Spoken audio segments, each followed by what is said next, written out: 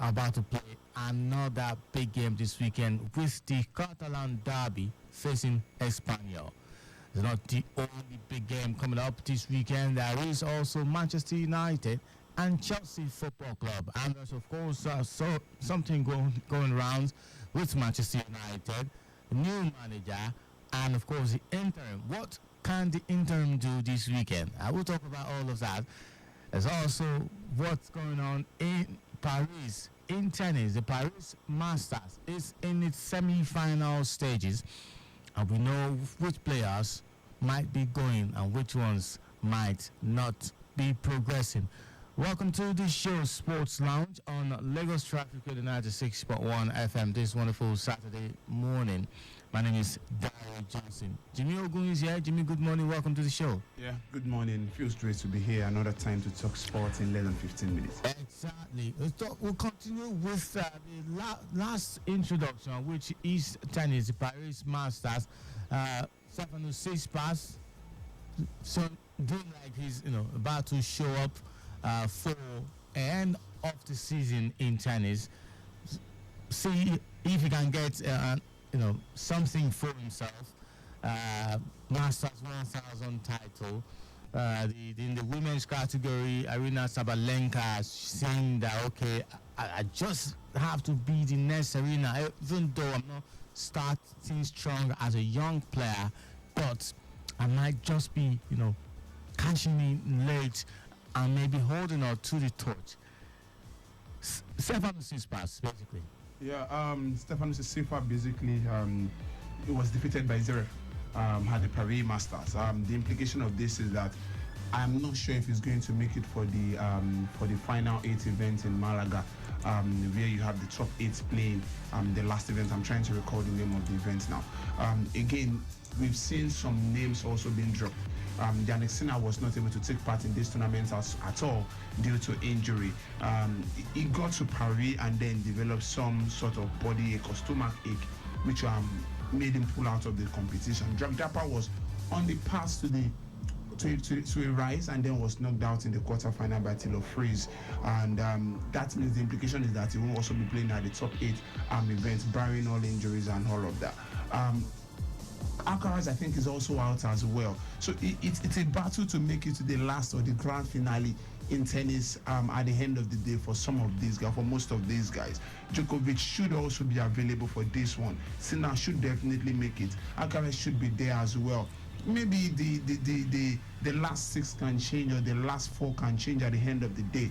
And why we are seeing Zverev putting in all of his effort to see that he makes it to the final 8 at the end of the day when the latest ATP rankings is housed. But it's a tournament that is worth the fight. Is in Paris. I mean, the last time they were in Paris was at the Olympics, and so they will relish that moment again. Seeing themselves in Paris. Alex Zverev will face Olga in the semi-finals of the Paris Masters after beating Tsitsipas in straight set. Now the other semi-final will see Ugo Humbert facing a Russian Karen Kachanov in the. Now this player has shown up at the latter stages of the 2024 tennis calendar. Do you think they left it late, or what do you think was the issue? Because the early kicker is actually have now started to show maybe fatigue or some tiring nature. I think I agree with that. Also, Zverev didn't have a fantastic early start, so it is the latter part where he's now fully fit. Unfortunately, when he's fully fit, the big boys are already resigning for the end of the season. You understand what I'm saying? So I don't know if I'm to say it's the best time for him to pick up, because basically all of the majors are gone. So you are picking up at the ATP Masters 1000, ATP Masters 1, ATP 1. And this month is when the calendar ends. So I won't say it's the perfect time, although you can say maybe towards next year, then if you know that we have a fully fit Alexander Zverev on in any competition, players like maybe Tsitsipas as well with them can make in any competition, We now have Jack Draper as well, the highest British ranked player. Also I think he's in the top 15 as well as we speak. It shows that maybe we will not have a roller coaster ride between the top two in Yannick Sinner and Carlos Alcaraz, that they both share the this thing between themselves. I mean the Grand Slams between themselves. Maybe we can just have one of these two, any of these guys also penetrate into that. Maybe not in terms of the top two or the top three, but in terms of dividing the trophy, the Grand Slams between themselves. May not be visible next season. Now, for the women's category, Iga Swiatek and Aryna Sabalenka they have been having a go ahead, a go at each other, considering Aryna Sabalenka is trying to displace permanently Iga Swiatek from world number one in female tennis. Iga Swiatek is also hoping that she can put a stop to Aryna Sabalenka finishing as year-end world number one. Coco Gauff, Elena Rybakina also, and Barbara Krejcikova, who won the Wimbledon, looks to challenge. But of course, about these two female tennis players, Iga Swiatek and Aryna Sabalenka. Okay, so for Iga Swiatek, I think the fantastic start she had to the beginning of the year, winning the first two slams, gave her a very big nudge ahead of others. She was on I think on a 20-game winning streak at some point, or 25. I think that run came to an end towards the Olympics time, and then at the Olympics we saw what Zenkwende was able to win the tournament. After that, then we saw more of Sabalenka. Sabalenka at that time, even when Swiatek was winning, she was always around the corner. At some point, we were always going to think that it was her name, the Tunisian Ozjoba, but Sabalenka was always there. Then the second half of the year, best of Sabalenka came to the fore, and then we've been seeing consistent Sabalenka season in, season out. Iga Swiatek injury has not also helped at some point, but I look forward to the event in Saudi Arabia, which is also going to be the grand finale for them as well. So this is probably going to determine who will be crowned the queen of tennis in terms of rating for the year. But if you ask me who is going to take this one, I think Sabalenka is in the form of her life. Iga Swiatek the injury has not helped. Her return has not been that vintage. And then there are some other guns who have been proving themselves, particularly at the Asian Tour we've seen so far. So it's going to be a very difficult one for Iga Swiatek to for the men's category, answering the top five is so clear. But for the women's category, if you have to pick, between Iga Swiatek, Coco Gauff, Sabalenka, Elena Rybakina, Krejcikova, Jasmine Paolini, Pegula, and the Chinese Chen Qinwen. First, I don't know. I'm tempted to. I'm making it easy for you. Top five. I'm tempted to say Coco Gauff is even out of the mix for me, even though she's in the top five. Why? Because she also have shown that you can't rely much on her. She didn't win any Grand Slam this year. She failed to defend the US Open she won last year. She was the flag bearer, the female flag bearer at the Olympics for Team USA, and was not that, I think, in the third round of the competition. This says a whole lot about her consistency, but she bounced back later on, even though she didn't get to win. But here is the thing, for Sabalenka, her consistency in the second half of the year has been incomparable to anyone. And if there's anyone that could, put a halt to that, it's Iga Swiatek. Iga Swiatek, on the other hand, have not been that convincing in the second half. So I will be rooting for Sabalenka based on current form.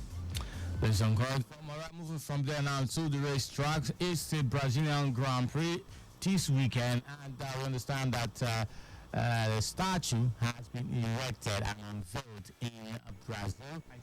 Ayrton Senna, who is a legend and also a mentor of Lewis Hamilton. It's just one of maybe Lewis Hamilton will show up if everything goes well. If there's anything that should be a morale booster for Hamilton, is the fact that he will be driving his A4 for McLaren's car. I think in one of the driving sessions he hasn't done that already, and that will be the second time. The first time was when he was with McLaren as a young driver. Now as an experienced, world champion and all of that, he will be driving the car in the memory of Ayrton Senna. The last car he drove actually in the memory of Ayrton Senna, where he will be celebrated 30 years after his demise, world championship, and a lot has gone down in Interlagos in the last 3 days just to celebrate the icon, one of the greatest Brazilian athletes in any form. So he deserves all of this. Maybe this will be a morale booster for him. And in Brazil, I think that's where we always get the best of Hamilton the most. Last year, 2 years ago,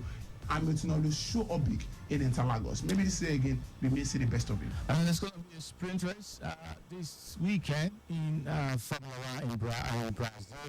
And Oscar Piastri and Lando Norris actually led a 1-2 qualifying finish right there at the Sao Paulo Grand Prix. Norris gets to win this, then it reduces the point even before the race. Absolutely. We'll see how it goes at the end of this sprint race. Moving on from there now to the Nigerian Premier Football League. We might have the time to talk NBA before the end of the show. The new season is here, and about 5 or 6 games have been played. It's some interesting results. Seeing players, having a dream combination. I'm talking about the LeBron James dynasty now. But let's go to the NPFL for this weekend. Match day 10. Academy Warriors and all the matches actually I think will come up tomorrow Sunday. Okay, so there will be no match today. Academy Warriors will host Katsina United. Bayelsa United will welcome Enyim Bakwara United, and Aqua United will face off Kano Pillars, and Plateau United will battle it out. Sunshine Stars versus Bonded Insurance, Abia Warriors and Heartland. Remo Stars will face Lobby Stars, Enugu Rangers versus Nasarawa United. There is Ikorodu City and Rivers United, Niger Tornadoes and Shooting Stars. Jimmy? I think I'll be looking out for the inside debut between Abia Warriors and Heartland. I love what have been said in relation to that. I think I'll be waiting for I think Heartland should do enough to get something out of this week after getting their first win under Amonkechi. Talk football now. Before we do that, traffic updates quickly, and we'll see if we have about 30 seconds to talk football.